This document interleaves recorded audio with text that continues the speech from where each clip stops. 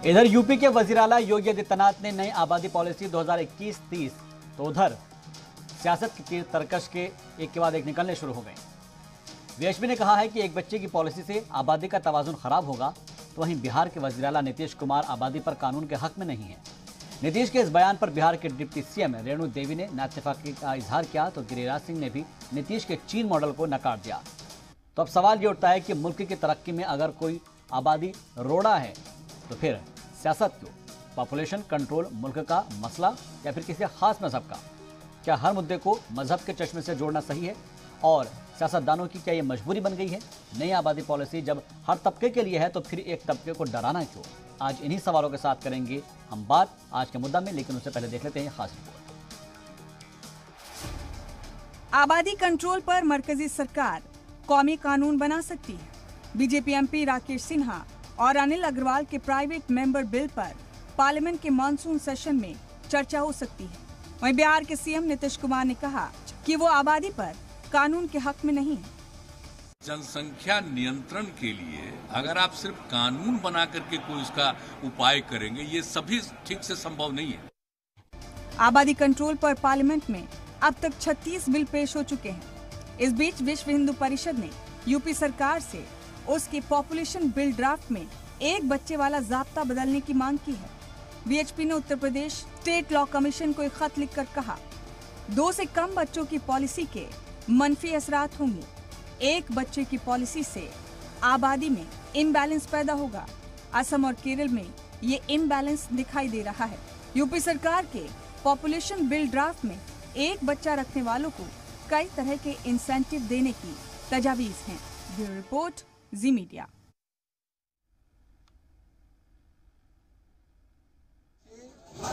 सामाजिक समरसता और विकास दोनों के नजरिए से देख करके इस पर काम करने की जरूरत है।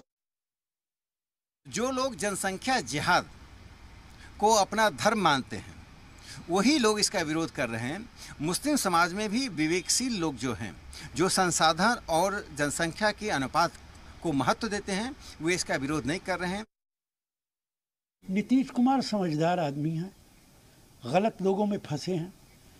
हम आबादी के कंट्रोल का समर्थन करते हैं, लेकिन ये पूरे देश के अंदर बनना चाहिए।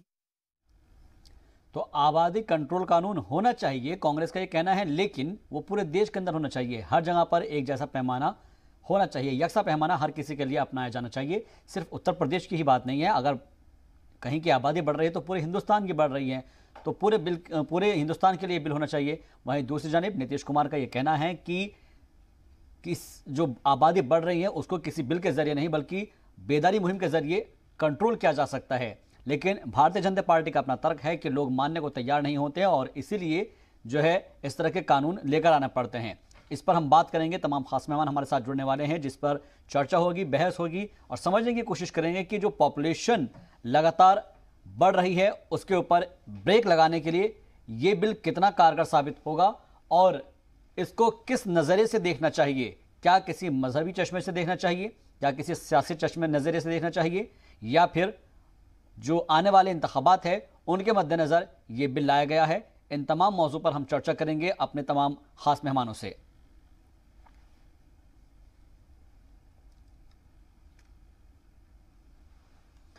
और इस पर बात करने के लिए हमारे साथ तमाम खास मेहमान जुड़ रहे हैं, उनका तारुफ करा देंगे और उसके साथ ही साथ उनसे चर्चा भी करेंगे। इस वक्त हमारे साथ यासिर जिलानी साहब जुड़ गए हैं, स्पोक्स पर्सन हैं भारतीय जनता पार्टी के। सर, आपका बहुत बहुत इस्तकबाल है। ऋषि मिश्रा जी हमारे साथ पॉलिटिकल एनालिस्ट जुड़ गए हैं, आपका भी बहुत बहुत खैर मकदम है। और साथ ही हमारे साथ जुड़ेंगे अब से थोड़ी देर में Sunil Kumar Pinto ji, member of parliament Lok Sabha से हैं जेडीयू के। और साथ ही साथ थोड़ी देर में जुड़ेंगे एसएम अनवर साहब, हुसैन स्पोक्स पर्सन है आरजेडी के। आप तमाम लोगों का एक बार फिर से इस्तकबाल करते हैं। सबसे पहले ऋषि मिश्रा जी, आपसे मैं एक नज़रिया समझना चाहूँगा इस लिहाज से, क्योंकि आपने सियासत को बेहद नज़दीक से देखा है, बहुत बारीकी से आप सियासत को समझते हैं, और जो अपोजिशन के इल्ज़ाम है उस इल्ज़ाम के अंदर आपको क्या समझ में आता है कि वाकई में कुछ इलेक्शन के मद्देनज़र या फिर किसी को डराने के मकसद से इस तरह का कानून लेकर आया जा रहा है, क्योंकि इसको लेकर जो एक तबका है वो खासतौर पर इसको अपने खिलाफ बता रहा है। देखिए, हर आदमी का अपना अपना इंटरप्रिटेशन कॉन्ट्रडिक्शन है, लेकिन मसौदा को आप देखेंगे, यदि ड्राफ्ट को देखेंगे जी। तो आपको ऐसा कुछ नहीं लगेगा नहीं कि ये किसी धर्म, संप्रदाय या जाति विशेष के विरुद्ध है। लेकिन सवाल उठता है कि उत्तर प्रदेश में, यदि उत्तर प्रदेश को ही आप देखिए, उत्तर प्रदेश में जनसंख्या नियंत्रण का सबसे ज्यादा चर्चा हो रहा है। उत्तर प्रदेश में देखिए कि योगी आदित्यनाथ साहब जो हैं 4.5 साल से ऊपर उनकी सरकार को हो चुका है, लेकिन जब चुनाव आते ही ऐसे जो विषय हैं जो उनको सूट करता है, ऐसे विषय को लेके आते हैं। आप देखिए जनसंख्या कंट्रोल हो गया, एक और बिल है, मैं भूल रहा हूँ क्या उसको कहते हैं, कॉमन सिविल को हम भूल रहे हैं, सॉरी। ऐसे जो बिल हैं उनको बीजेपी चुनाव के समय क्यों लेके आती है, नंबर 1। नंबर 2, आप देखें, आप एक वाजपेयी जी के समय एक कमेटी बना था, उस कमेटी का जो अध्यक्ष थे उनका नाम भूल रहा हूँ, उस कमेटी ने भी रिकमेंड किया था कि यदि आप जनसंख्या कंट्रोल ले आते हैं, ये अच्छी बात है, जनसंख्या कंट्रोल होना चाहिए, लेकिन जनसंख्या कंट्रोल आप जिस प्रकार से लाना चाहते हैं, एक समय ऐसा आएगा जिसमें युवा और जो वृद्ध का जो अनुपात होगा, उसमें हमारे देश में वृद्ध ज्यादा हो जाएंगे और युवा बहुत कम हो जाएगा। उसका मैं काउंटर बैलेंस पॉइंट बताता हूं आपको कि 1978 में चीन ने भी वन चाइल्ड पॉलिसी लेके आए थे, लेकिन चीन ने भी अपने पॉलिसी को बार बार चेंज किया, क्योंकि चीन में 1978 के बाद जब ये पॉलिसी लागू किया गया तो चीन में हालात ये हो गए कि उनके पास वर्किंग फोर्स जो है एक समय ऐसा आया कि घट गए। तो फिर चाइना ने अपना फिर उस बिल को रिजॉल्व किया, 2 चाइल्ड पॉलिसी पे आया, अब चाइना 3 चाइल्ड पॉलिसी पे लेकर आ रही है। तो देखिए ये बहुत बड़ा एक मसौदा है, बहुत बड़ा कानून है। तो मेरा सरकार से अनुरोध है कि सरकार इतनी जल्दीबाजी में क्यों होती है, जब चुनाव आते हैं तो ऐसे उनको बिल आ जाते हैं जो हमारे देश में डिस्प्यूट है, आप लाइए, मुझे भी ऐतराज नहीं है, किसी को भी ऐतराज नहीं होगा। पहले सबको विश्वास में तो लीजिए, सबके साथ एक बार डिबेट तो कीजिए, वार्ता तो कीजिए, कहाँ दिक्कत है। यदि देखिए मुसलमान भी इसी देश के नागरिक हैं, मुसलमान का इस देश के विकास में, डेवलपमेंट में बहुत बड़ा योगदान रहा है। आप अब्दुल कलाम के योगदान को कैसे भूल सकते हैं? ऐसे कई ऐसे हस्ती रहे हैं, भारत के प्रथम शिक्षा मंत्री मुसलमान रहे। तो कई ये हमारे जो सियासतदान है उनको समझना चाहिए। यदि आप सच्चे मन से, अच्छे दिल से, अच्छे विचार ला रहे हैं तो आप सबको कॉन्फिडेंस में लीजिए। आप जो बीजेपी के नुमाइंदे हैं उनसे पूछिएगा कि इस बिल को लेके योगी आदित्यनाथ ने उत्तर प्रदेश में ये ऑल पार्टी मीटिंग क्यों नहीं बुलाई। यदि ये बिल, मैं दूसरा सवाल मेरा उनसे ये होगा, यदि ये बिल आप राष्ट्रीय लेवल पे लेके आते हैं तो आपके कई ऐसे मुख्यमंत्री हैं जिसपे येदियुरप्पा जी के पास 5 संतानें हैं, येदियुरप्पा जी को तो भाजपा से बर्खास्त करना होगा, मुख्यमंत्री पद से हटाना होगा। उत्तर प्रदेश में 100 से 150 विधायक ऐसे हैं, आपको बताऊं, जिनके 3 से ज्यादा बच्चे हैं। उत्तर प्रदेश में योगी जी की सरकार नहीं बच पाएगी। ये तमाम आप मसले और सवाल उठा रहे हैं, इसको समझने की हम कोशिश करेंगे। यासिर जिलानी जी हमारे साथ जुड़े हुए हैं, बीजेपी से स्पोक्स पर्सन हैं, उनसे ही इसके ऊपर रिएक्शन ले लेते हैं।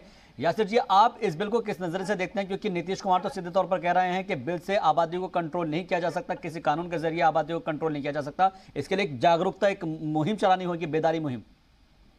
देखिए, मुझे लग रहा था कि ऋषि मिश्रा आज खास करके जो ये मुद्दा है इसमें राजनीतिक चश्मा उतार के, जो राजनीतिक विश्लेषक के तौर पे ये काम करते हैं, राजनीति का विश्लेषण करते हैं, उस तरह की बात ये करेंगे। लेकिन आज भी उन्होंने बहुत ही इंसाफ नहीं किया अपने डिबेट में। आज ये मुद्दा भारत के सरोकार का है। तो हमारे पास मानव को रहने के लिए पृथ्वी के अलावा क्या है? सीमित संसाधन है।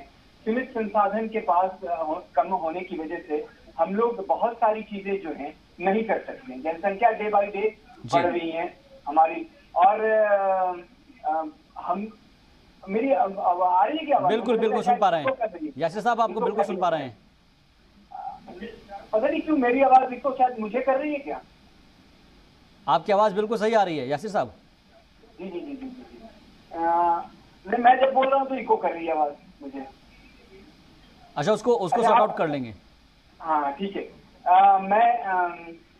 मैं जब बोलता हूँ मेरी आवाज रिटर्न हो रही है।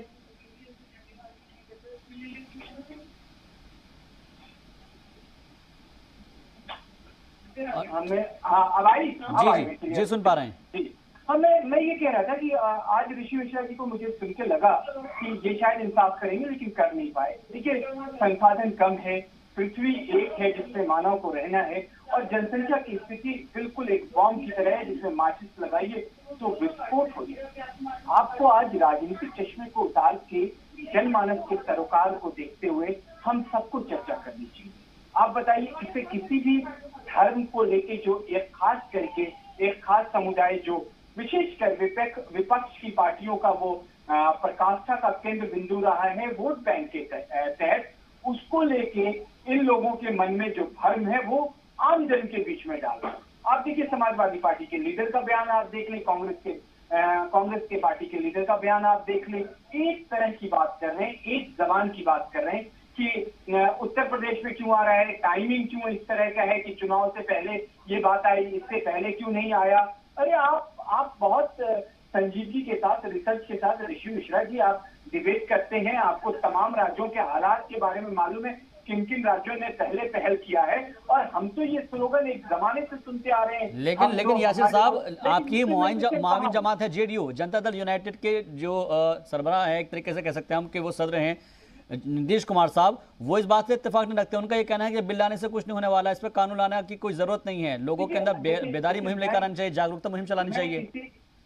मैं किसी भी लीडर को इस वक्त उनके ऊपर टिप्पणी नहीं करना चाहूंगा। मैं जो बिल को लेके जो असमंजस, बिल को लेके जो भ्रम, बिल को लेके जो राजनीतिक डर है, मैं उस पर चर्चा करना चाहता हूं। मुझे लगता है कि हमारे जैसे नौजवान, आप जैसे सहाफत की दुनिया के जो सहाफी हैं, नौजवान सहाफी हैं, या ऋषि मिश्रा जैसे अच्छे राजनीतिक विश्लेषण करने वाले विश्लेषक जो माने जाते हैं, उनको इन सारी चीजों से हट के हमें अपनी तरफ देखना होगा। आज हालात बहुत अच्छे नहीं, बहुत सारी चीजों में हमें कटौती करनी पड़ती है। अगर आप बताइए कि अगर हम सीमित परिवार, और सरकार भी कोई आपके ऊपर जबरदस्ती, जिस तरीके से हमने 75 के इमरजेंसी के बाद प्रधानमंत्री इंदिरा गांधी के लिए हुए जो डिसीजन है, भारत ने उस वक्त के लोगों ने देखा और उसके बाद के लोगों ने पढ़ के ये समझा है कि कितने खतरनाक थे, कितना लोगों को बेचैन कर देने वाले डिसीजन थे, नसबंदी था, और क्या क्या उन्होंने सख्ती नहीं करी थी। उस तरह की सख्ती हमारी जो राज्य की सरकारें हैं वो कहीं कोई इरादा नहीं रखती। वो सबके साथ संवाद कायम करना चाहती है, कम्युनिकेशन बिठाना चाहती है, और वो चाहती है कि लोगों में अवेयरनेस आए, महिलाओं में अवेयरनेस आए, पुरुषों में अवेयरनेस आए। आप एक रटी रटाई बात कर रहे हैं कि अरे उनके इतने भाई हैं, उनकी इतनी बहन है, वो उसका वैध बच्चा कितना है, अवैध बच्चा कितना है। ये कांग्रेस पार्टी इस पे राजनीति करी है, जिसके समर्थक माने जाते हैं ऋषि मिश्रा, इस पे इनका मुंह नहीं खुलता, इस पे ये कोई बात नहीं रखते, लेकिन ये इस पे झट से बात करने लगते हैं कि ये जो समय है ये टाइमिंग सही नहीं। ठीक है, मैं इन चीजों के ऊपर लौटूंगा। मैं ठीक है, मैं लौटूंगा। डायरेक्ट सवाल है इनसे कि मेरा क्या ये क्या जी, मैं उस सवाल को लूंगा। मैं ऋषि मिश्रा जी, एक चीज मैं आपसे भी समझना चाहूंगा। ठीक है, बेदारी मुहिम चलानी चाहिए, कैंपेन चलना चाहिए, लोगों को जागरूक करना चाहिए, दैट इज ओके, बट हमने भी देखा है कि जब तक लोगों के सामने एक कानून नहीं बनता, लोग मानने को तैयार नहीं होते हैं। और इसका सबसे ज्यादा सेट एग्जाम्पल हम कोरोना काल में दे सकते हैं। लोगों को जब तक ये बताया नहीं गया कि आप मास्क लगाइए, उन्होंने नहीं माना है। वो लोगों को जब तक कि फाइन नहीं लग गया, लोगों ने मास्क नहीं लगाया है। तो भारतीय जनता पार्टी की ये दलील है कि जब तक कानून नहीं बनता तब तक जो है लोग उसको मानते नहीं हैं। देखिए, सबसे महत्वपूर्ण सवाल आपने जिलानी भाई से पूछा। जिलानी भाई भाजपा के तेजतर्रार प्रवक्ता हैं और उनके साथ हमारी शुभकामनाएं हैं कि वो देश के बड़े नेताओं में शुमार हो। देखिए, उनके ज्ञान पे मुझे हंसी आ रही है। देखिए, आप आम आदमियों के विश्वास क्या जीतेंगे? ये अपने एलाइज के पार्टनर है नीतीश कुमार, उनके विश्वास को भी नहीं जीत पाए। और वो आरोप हम जैसे पत्रकारों पे लगा रहे हैं कि ऋषि मिश्रा जी किसी पॉलिटिकल पार्टी की भाषा बोल रहे हैं। अरे भैया, आपके जो इम्पोर्टेंट एलाइज हैं एनडीए के नीतीश कुमार जी, उन्होंने भी इस पे आपत्ति जताया है। नंबर 1। नंबर 2, आप देखते होंगे कि आज के जो युवा हैं खुद पढ़े लिखे हैं, सेंसिटिव हैं, और आज के भी युवा बच्चा पैदा करने से पहले लाखों बार सोचते हैं और जनरली आप देखिए लासेंट साहब का रिपोर्ट आया है, जिलानी भाई को मैं व्हाट्सएप कर दूंगा। लासेंट के रिपोर्ट में देखिए कि भारत की जो प्रजनन रेशियो जो है उसमें गिरावट आया है।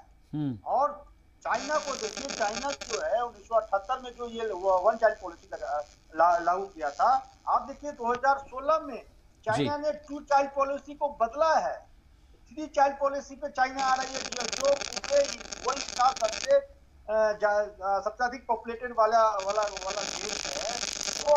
वो देश जो 1 चाइल्ड पॉलिसी से 2 चाइल्ड पॉलिसी और 3 चाइल्ड पॉलिसी पे आ चुके, क्योंकि चाइना में एक ऐसा समय आया, चाइना में आपके पास मैन फोर्स की कमी हो गई।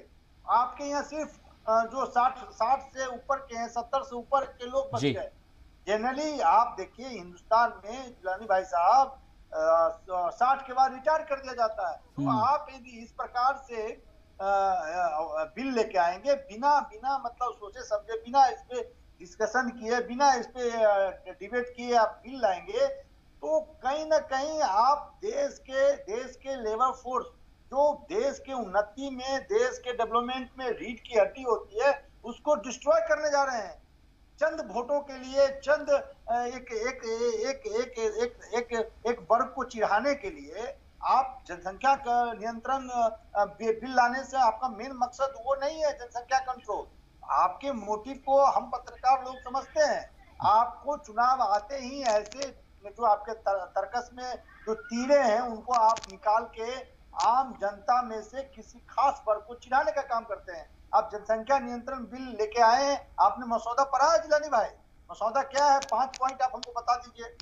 आप जिलानी भाई से पूछिए, क्योंकि भाजपा के नेता सीरियस नहीं रहते हैं, किसी भी बिल को लाने में इनमें जल्दीबाजी होती है। आपने देखा नोटबंदी में, देखा जीएसटी में, देखा नोटबंदी के कारण क्या हुआ। माननीय पूर्व प्रधानमंत्री मनमोहन सिंह ने कहा कि देश की जीडीपी 2% लो चली जाएगी, वैसा ही हुआ।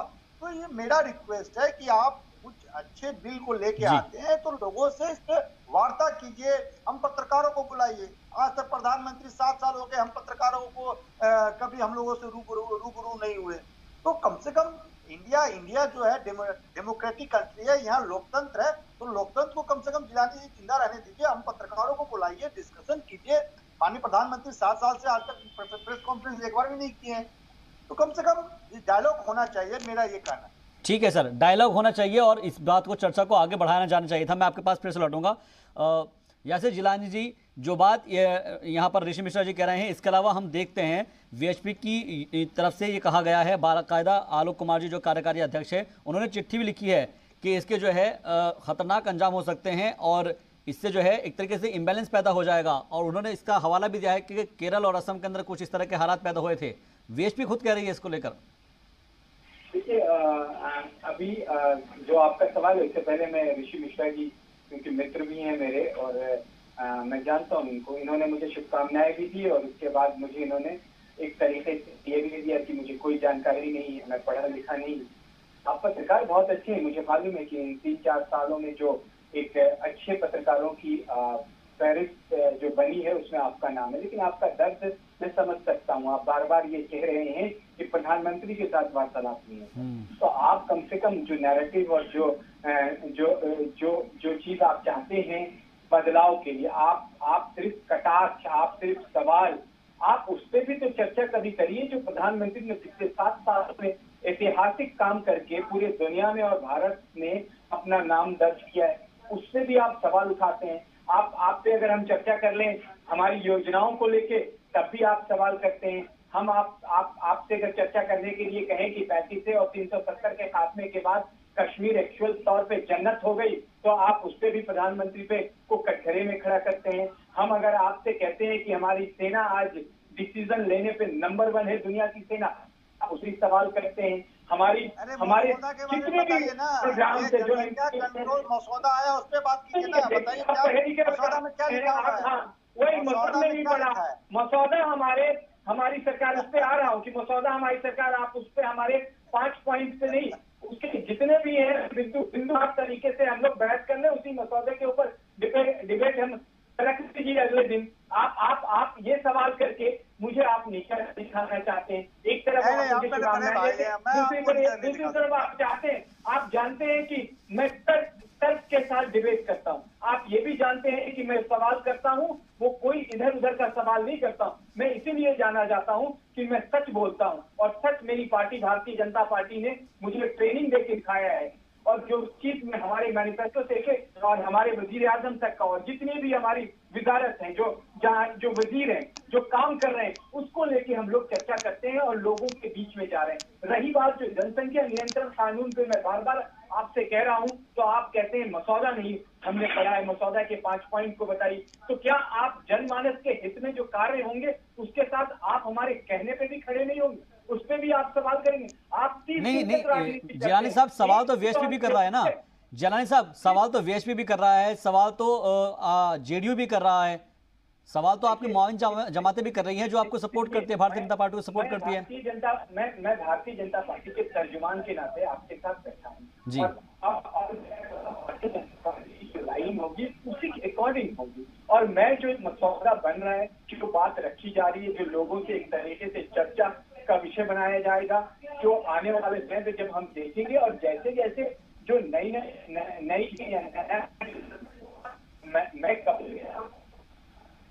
यानी इसमें कुछ इम्प्लीमेंटेशन की गुंजाइश हो सकती है आने वाले वक्त में, अगर कुछ सुझाव दिया जाए तो। मैं एक ब्रेक के लिए रुक रहा हूं, ब्रेक के बाद जब आएंगे तो इस चर्चा को आगे बढ़ाएंगे और समझने की हम कोशिश करेंगे कि पॉपुलेशन का जो स्पीड ब्रेकर है उसको लेकर आखिर कौन कौन लोग इसके अंदर इसको पर ब्रेक लगा रहे हैं, और क्या इसको रोकने के लिए और कोई नए तरीक़ेकार अपनाया जा सकता है। एक ब्रेक के बाद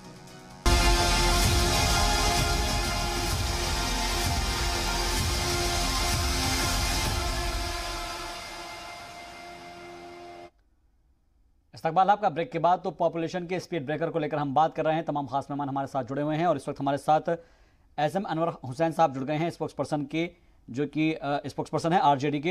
एसएम अनवर साहब आपका बहुत बहुत इस्तकबाल है जी सलाम पर। शुक्रिया। एसएम अनवर साहब, पॉपुलेशन कंट्रोल को लेकर, आबादी के नियंत्रण को लेकर लगातार चर्चा की जा रही है और यूपी सरकार एक तरीके से एक बिल लेकर आई है जिसमें आबादी को कंट्रोल करने के लिए तमाम चीज़ें इसमें रखी गई है। लेकिन जेडीयू का ये मानना है कि ऐसे बिल लेकर आने से सरकार के अंदर जो सरकार बिल लेकर आई है उससे आबादी पर कंट्रोल नहीं होता, बल्कि दूसरी तरीके से आप जो है लोगों के अंदर बेदारी मुहिम लेकर आइएगा, जागरूकता लेकर आइएगा, तब जाकर इससे आबादी कंट्रोल हो सकती है। देखिए, जो आबादी पे कंट्रोल की बात की जाती है उसके निशाने पर आमतौर पर मुसलमान रखे जाते हैं, और हिंदुस्तान में एक जमाने से 2 मिथ फैलाए जाते रहे हैं जी। एक मुस्लिम अपीजमेंट और दूसरा मुस्लिम पॉपुलेशन ग्रोथ। और ये खास एजेंडा रहा है हमारे नागपुर का, आरएसएस का, और इन्हीं 2 बुनियादों पर ये हिंदू और मुसलमानों को पोलराइज करते रहे हैं।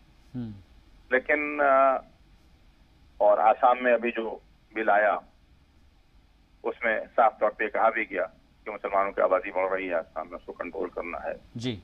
यूपी में बिल आया तो हमारे योगी जी कह रहे हैं कि नहीं साहब, कोई खास कम्युनिटी हमारे निशाने पे नहीं है जी। असल में इस बार वो बज़ाहिर तो यही शो करेंगे कि मुसलमानों की आबादी कंट्रोल करने की कोशिश कर रहे हैं, हालांकि जो डाटाज आ रहे हैं जो मोर साइंटिफिक हैं और मोर ऑथेंटिक हैं आबादी के मुकाबले में, वो ये है कि Hindu population growth and Muslim population growth almost same है, इनफर्टिलिटी सेम है, दोनों तकरीबन 2.1 पे आके ठहर गए जी। इसलिए कि ये मिथी है कि मुसलमानों की पॉपुलेशन तेजी से बढ़ रही है और एक वक्त आएगा जबकि वो हिंदुओं की बराबरी कर लेंगे या हिंदुओं से आगे बढ़ जाएंगे। ये एक झूठ है मुसलसल फैलाया जा रहा है हिंदुस्तान के अंदर जी।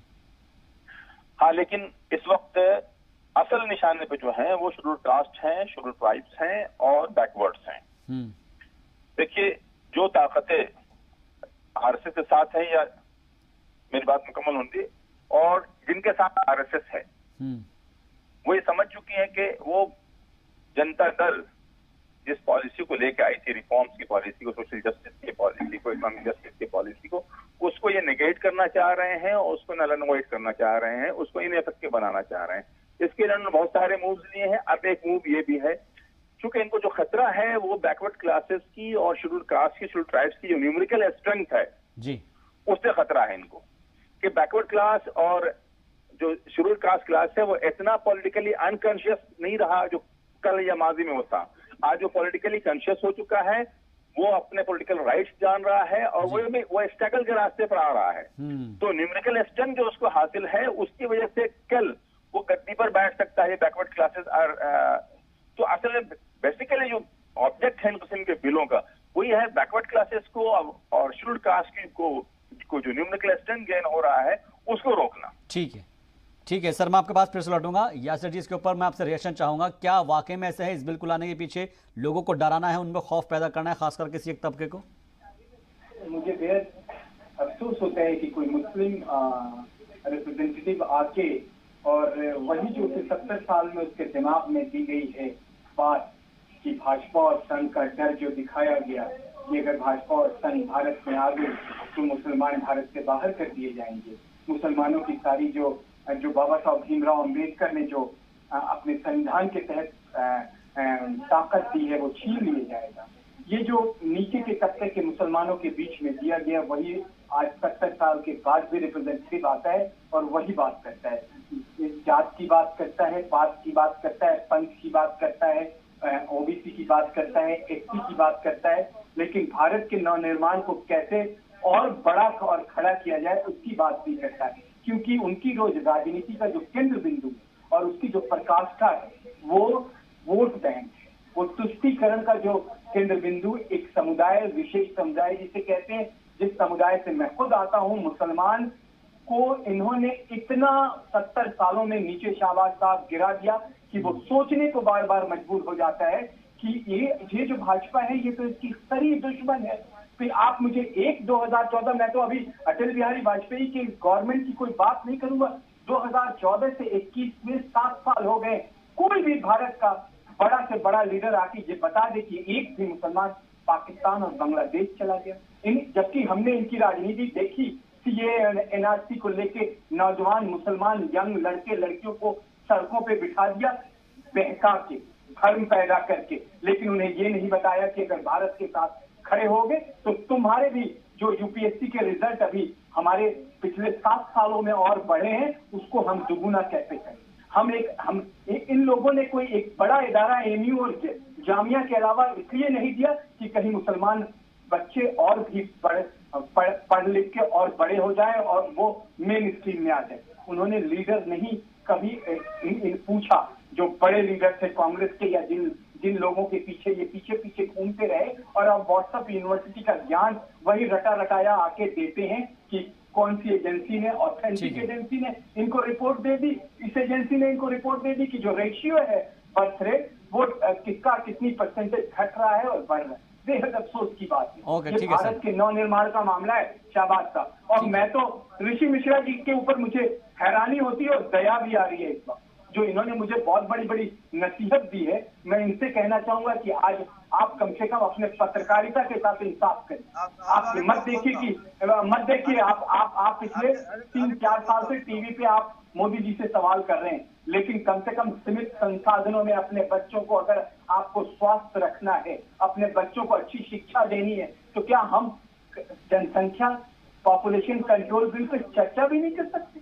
हम चर्चा कर रहे हैं तो आपको ये लग रहा है कि मुसलमानों को डराया जा रहा है। किसने कह दिया कि मुसलमान? ठीक है, इसके ऊपर रिएक्शन लेते हैं। ऋषि मिश्रा जी, कौन डरा रहा है मुसलमानों को? किसने कहा है? ठीक है सर, ओके, ठीक है, रिएक्शन लेते हैं। बेवकूफ मत बनाइए लोगों को। बेशक। ऋषि मिश्रा जी, जवाब दीजिए, कौन डरा रहा है मुसलमानों को? अनवर साहब ने जो कहा उनके बात से सहमत हूँ जी। ये जो फर्टिलिटी रेट चाहे वो मुसलमान का हो या हिंदू का हो, करीब करीब आसपास है, नंबर 1। नंबर 2, आप देखिए कि जो बर्थ रेशियो बर्थ परसेंटेज है और डेथ परसेंटेज का आप तुलनात्मक अध्ययन कीजिए। बर्थ परसेंटेज से ज्यादा कहीं न कहीं डेथ परसेंटेज बढ़ गई है। कंप्लीट करने देते हैं यासिर जी, कंप्लीट करने देते हैं ऋषि जी को, सुन लेते हैं। बात कर रहा हूँ, मैं इंटायर पॉलिटिकल साइंस का स्टूडेंट नहीं हूँ। मेरा दुर्भाग्य है कि मैं इंटायर पॉलिटिकल साइंस का विद्यार्थी नहीं हूँ। पढ़ना चाह रहा हूँ, विश्वविद्यालय नहीं मिल पा रहा, खोज रहा हूँ, खोजूंगा तो आपको ही पढ़ाऊंगा, चिंता मत कीजिए। नहीं, मैं पढ़ने के लिए तैयार हूँ, लेकिन इसका जवाब तो दे दीजिए। बिल्कुल सुन तो लीजिए। अरे भैया ठीक है, सुन लेते हैं। ओके, जिलानी जी ने बहुत अच्छी बात कही कि जात पात धर्म की बात नहीं होनी चाहिए आज के आधुनिक राजनीति में। लेकिन जब दुर्भाग्य है कि जिलानी जी जिस पार्टी के नुमाइंदगी करते हैं, उनके शीर्ष नेता जब बिहार चुनाव में 2015 में जाते हैं तो कहते हैं कि मैं अति पिछड़ा जाति से। माननीय प्रधानमंत्री नरेंद्र मोदी जी का वो स्पीच आप अपने लाइब्रेरी से निकाल कर उनको दिखाइए जिलानी जी को, जब प्रधानमंत्री कहते हैं मैं अति पिछड़ा जाति से हूँ। नंबर 1। नंबर 2, धर्म की बात कौन करता है? 2017 में नरेंद्र मोदी गुजरात जाते हैं तो मियां अहमद पटेल करके किस धर्म को टारगेट कर रहे होते? कहते हैं कि क्या मियां अहमद पटेल गुजरात का मुख्यमंत्री हो जाएगा, तो किस धर्म को टारगेट कर रहे थे? जब इनके केंद्रीय मंत्री कहते हैं कि हरा मतलब पाकिस्तान होता है, तब उस समय तिरंगा का अपमान नहीं कर रहे थे इनके मंत्री? हाल में ही आसाम में एक मुख्यमंत्री जो निर्वाचन अभी अपॉइंट हुए हैं बीजेपी की तरफ से आसाम में, उन्होंने क्या कहा विधानसभा चुनाव में कि हमें मुसलमानों का वोट नहीं चाहिए। तो आप एक खास धर्म के लोगों को टारगेट करते हैं, आप अपनी पार्टी में नुमाइंदगी नहीं देते हैं। इनसे पूछिए लोकसभा में 300 से ऊपर इनके लोकसभा सांसद हैं, कितने मुसलमान हैं? उत्तर प्रदेश में कितने मुसलमान विधायक हैं? कितने मुसलमान इनके पार्टी में राष्ट्रीय महासचिव के पद पे हैं? कितने मुसलमान आज तक बीजेपी ने अध्यक्ष बनाया या संघ ने संघ प्रमुख बनाया?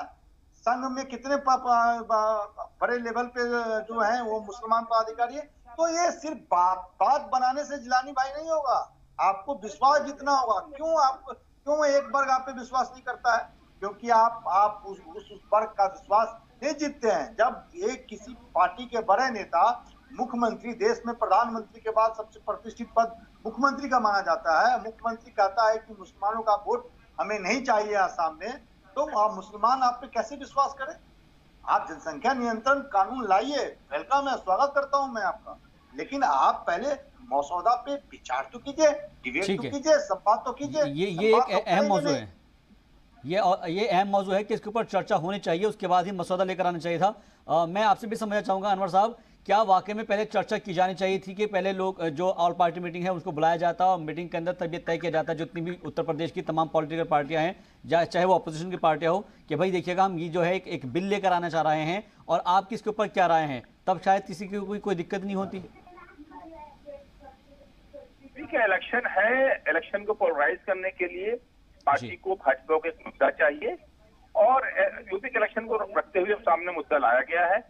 हेलो जी सुन पा रहे हैं। शॉर्ट टर्म इनका टारगेट ये है, लॉन्ग टर्म बट जैसा मैंने बताया, मैंने कहा ना कि इसके टारगेट पे सीधा मुसलमान नहीं है, इसके टारगेट पे बैकवर्ड क्लासेस हैं, ST SC हैं, उनकी न्यूमेरिकल स्ट्रेंथ को अफेक्ट करना है। और जहां तक हमारे जो भाजपा के प्रवक्ता बयान दे रहे थे, उनका मसला ये है कि हमारे माइनॉरिटीज के लोग जो भाजपा में बैठे हुए हैं, उनको जब भाजपा में दाखिल किया जाता है तो कुछ जुमले इनको हटा दिए जाते हैं, उसके बाद इनकी आंखों से बिनाई छीन ली जाती है, इन्हें कुछ नजर नहीं आता क्या हो रहा है। ये भूल गए कि जब गुजरात में मोदी जी के चीफ मिनिस्ट्री में जब बड़ा दंगा हुआ था, मुसलमानों का कत्लेआम हुआ था, तो मोदी जी ने कहा था कि ये जो है औरतों बच्चों के पैदा करने की फैक्ट्रीज हैं मुस्लिम एरिया। तो ये मिथ कि मुसलमानों की पॉपुलेशन बढ़ रही है, ये मिथ के मुसलमानों का बेसमेंट हो रहा है, ये भाजपा ने फैलाया है, हमेशा से RSS ने फैलाया है, इसको ये कैसे निगेट कर सकते हैं।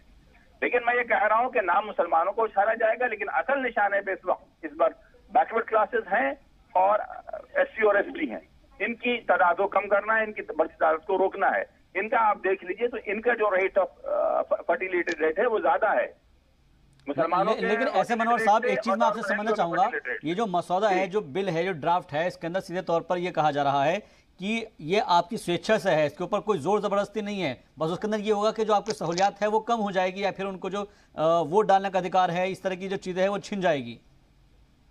देखिए, दो चीजें होती हैं, एक चीजों आपको पहले इम्यून करते हैं, ये चीजें आशा से छीनते हैं। सवाल आप क्यों छीनना चाह रहे हैं? एक गरीब आदमी है जिसको आप राशन देते हैं 5 किलो आपदा के माहौल में, कल उसे वो भी छीनने की धमकी दे देंगे तो वो खी जाएगा कहीं ना कहीं। आप एटमॉस्फेयर कीजिए, आप लोगों को एजुकेट कीजिए, उसके बाद चीजें तो आप खुद ही देखिए, आपके पॉपुलेशन ग्रोथ रेट इंडिया का गिरा है कि नहीं गिरा है, इनफर्टिलिटी इंडिया गिरा है कि नहीं गिरा है, पहले के मुकाबले में बहुत कम हुआ है। क्या जोर जबरदस्ती से हुआ है? सिर्फ कानून बनाने से हुआ है?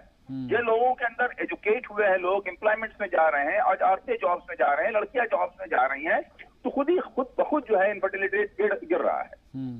तो रियली आप गुड इंटेंशन है आपके पास, तो आप पॉजिटिव स्टेप्स लेंगे। सिर्फ कानून बनाने से काम नहीं चलेगा। कानून बनाते हैं फिर आप सिलेक्टिव इंपोजिशन करते हैं, उसको सिलेक्टिव पेनलाइजेशन करते हैं आप। ठीक है सर, आप तमाम मेहमान हमारे साथ जुड़े रहिए। मैं एक छोटे से वक्फे के लिए रुक रहा हूँ। वक्फे के बाद जब आएंगे तो यासिर जिलानी साहब से इसके ऊपर जवाब देंगे और समझने की कोशिश करेंगे कि क्या कानून बनाना ही एक लास्ट ऑप्शन है, इसके अलावा कोई बात करके कोई नए तरीकाकार से या फिर कोई बेदारी मुहिम चलाकर अगर एक कोई मुहिम चलाई जाती तो शायद उसका इससे ज्यादा अच्छा इंपैक्ट जाता। एक ब्रेक के बाद इस्तकबाल आपका ब्रेक के बाद। तो आज का मुद्दा में हम बात कर रहे हैं पॉपुलेशन के स्पीड ब्रेकर की, जिसको लेकर तमाम खास मेहमान हमारे साथ चर्चा में जुड़े हुए हैं। SM अनवर साहब हुसैन हैं हमारे साथ, जो कि स्पोक्सपर्सन है RJD के, और इसके अलावा यासिर जिलानी साहब है और ऋषि मिश्रा साहब हमारे साथ जुड़े हुए हैं। आप सभी का एक बार फिर से इस्तकबाल करते हैं। और यासिर जिलानी साहब, मैं आपसे समझना चाहूँगा कि देखिएगा, कानून बना दिए जाते हैं लेकिन कई बार मरतबा उसको फॉलो नहीं किया जाता है। बहुत सारे कानून हमारे देश के अंदर बने हुए हैं ऑलरेडी। इससे पहले भी हमने देखा है कि जब अगर हम फॉर एग्जाम्पल अगर अभी की बात ले ली जाए, जब कोरोना काल के अंदर जब लोगों ने मास्क नहीं लगाया तो उनके जुर्माने लगाने शुरू कर दिए, उनका चालान काटना शुरू कर दिया, लेकिन लोग नहीं माने। इससे ज़्यादा अच्छा ये होता है कि जब हम लोगों को बेदार करते हैं तो उसके बाद ही लोगों को थोड़ी समझ में आती है। तो क्या ये अच्छा होता कि जिस तरह के नीतीश कुमार ने भी जब मानव श्रृंखला बनाई थी और शराबबंदी की मुहिम चलाई थी, क्या कुछ इस तरह की कोई एक मुहिम चलाई जा सकती थी जिससे लोगों को बेदार किया जा सकता था? भारत में और इस वक्त थोड़ी मुझे लगता है कि जनमानस में जो एक कहीं ना कहीं उस पूरे कार्यक्रम को इम्प्लीमेंटेशन करने में अब तक जो प्रॉब्लम आई है, उस पर हमें एक बहुत ही बड़े रूप में संवाद कायम करना चाहिए। लेकिन यहाँ पे मसला ये है कि आप जब नफरत का चश्मा लगा के किसी बात को कहेंगे, अब देखिए हमारे बीच में RJD के प्रवक्ता बैठे हैं, इन्हें गुजरात 2002 याद है, बट उन्हीं का अपना भागलपुर ये भूल गए जिस वक्त शायद इन्हें ध्यान हो। और ये तो बिहार के राजनीति के चाणक्य माने जाते हैं। ऋषि मिश्रा जी कोई सत्यनारायण सिन्हा करके मुख्यमंत्री हुआ करते थे उस वक्त, और ये हाशिमपुरा का जिक्र नहीं करेंगे जब वीर बहादुर मुख्यमंत्री थे, सीधे खड़े होकर मुस्लिम समाज के 41 लोगों को गोली मार दी गई थी। तो उस वक्त इनकी बिहारी खत्म हो गई थी या इनके कान में इन्होंने कुछ डाल दिया, उस वक्त भूल जाते हैं। ऐसे 10,000 दंगे हैं भारत, जो कांग्रेस के जमाने में और कांग्रेस के सपोर्टर जो दल है अब तक, उसमें इंक्लूडेड 84 का दंगा है जो भारत के नक्शे से कभी खत्म नहीं हो सकता। आपके वो रटे रटाए जो आप लोगों ने एक जो आपको बताया गया है, उस सवाल से निकल के सामने आई जो भारत का नया मुसलमान है, उस नए मुसलमान के जो नौजवान नस्लें हैं वो पढ़ी लिखी है, वो मुद्दों की जानकारी रखती है, वो तर्क की बातें करती है। वो अगर अपने कुरान, अपने शरा, अपने पूरे इस्लामिक कानून को जानती है तो वो मैथमेटिक्स साइंस और उससे भी चर्चा करना जानती है, पॉलिटिकल साइंस में। आपकी तरह नहीं, आप लोगों की तरह नहीं कि रटी रटाई बातें करते रहेंगे और झूठ बोलते रहेंगे कि प्रधानमंत्री ने ये कह दिया। एक कोई बयान बताइए कि प्रधानमंत्री ने इस तरह का कहा। उत्तर प्रदेश में कितने मंत्री मुसलमान हैं, आप हमें जवाब दे दीजिए। ये देखिए ऋषि मिश्रा जी, इसी जो तुष्टीकरण की पराकाष्ठा का केंद्र बिंदु मुसलमानों को मान के आप लोगों ने जो माहौल पैदा किया, इससे मुसलमान पिछड़ गए, इसी से मुसलमान पिछड़ गए। कितनों को टिकट दे दिया, कितनों को गाड़ी में बिठा दिया, कितनों को लाल बत्ती दे दी। ये जो पैमाना आपने रखा ना, सुनिए, आईना दिखा रहा हो, आईना देखिए, आईना देखिए, पहले अपना चेहरा देखिए आईने में। ये जो आपने तुष्टीकरण की प्रकाष्ठा रखी कि अरे मुसलमान, केंद्रीय मंत्री ने एक मुसलमान को गाड़ी में बिठा दिया। यही चीजें होती है कि जी सलाम का जो दर्शक है वो इन चीजों को नहीं समझ पाता है। जी सलाम पर हम डिबेट इसलिए करते हैं कि ताकि एक एक करके दोनों को सुने, और ऐसे जैसे हम लोग बात कर रहे हैं ऐसे कोई भी नहीं सुन पाएगा। बाकी जगह पर हम देखते हैं, इसलिए जी सलाम का जो दर्शक है, जो नाज़रीन है, वो बहुत ही ज्यादा संजीदा है और वो ये चाहता है कि वो बड़े सुकून से, आराम से हमारी बातों को सुने, एक एक कर अपनी बात रखेंगे। ऋषि मिश्रा, मैंने उनका नाम लिया है क्या? पत्रकार अपने आप को बनते हैं, बीच में बोलते हैं, जरा सा भी उनको डिबेट करने की, इतने जमाने से डिबेट ठीक है, कंप्लीट कर लेते हैं। ठीक है, कंप्लीट कीजिए ऋषि मिश्रा जी, क्या कहना चाह रहे थे आप, बताएं। मैं ये कहना चाह रहा हूँ जिलानी भाई से कि आप एक तरफ कहते हैं सबका साथ सबका विकास, एक तरफ आपके मुख्यमंत्री कहते हैं कि फन्ना धन के लोगों का वोट नहीं चाहिए। आज कैबिनेट रिसफल हुआ है, मुझे उम्मीद था कि जफर इस्लाम जैसे टैलेंटेड लोग को कैबिनेट में शामिल किया जाता। क्या जिलानी साहब जो बैठे हैं डिबेट में वो टैलेंटेड नहीं है, प्रतिभावान नहीं है? क्या लोगों के लिए काम नहीं करते हैं? जिलानी साहब को विधायक का टिकट नहीं देनी चाहिए था क्या दिल्ली विधानसभा चुनाव में?